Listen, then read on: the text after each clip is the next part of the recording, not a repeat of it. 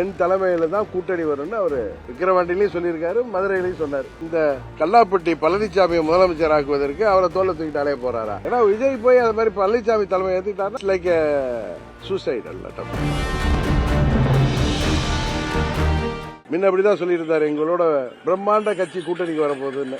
அதுக்கு விஜய் மதுரை மாநாட்டில் அருமையான பதிலை சொல்லியிருந்தார்.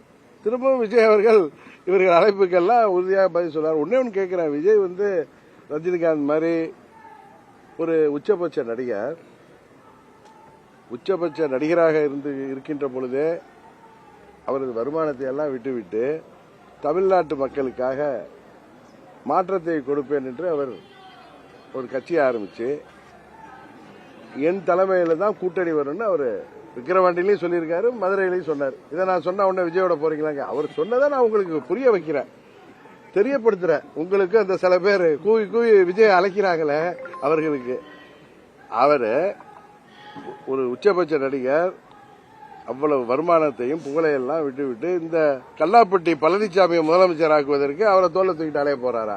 இது ஒரு சிறு குழந்தைய கேட்டா கூட சரி சொல்லும்.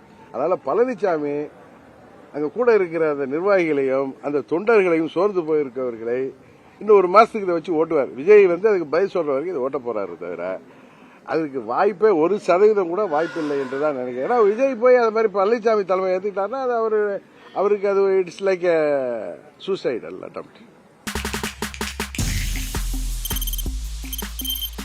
தவிர்க்க முடியாத தம்ப்நெயில்ஸ், கலக்கலான கண்டென்ட்ஸ், சினிமாவும் சீரியஸ் பிரச்சனைகளும், பல வருடங்கள் இடைவெளி இந்த படத்துல கலகலப்பும் கைகலப்பும்.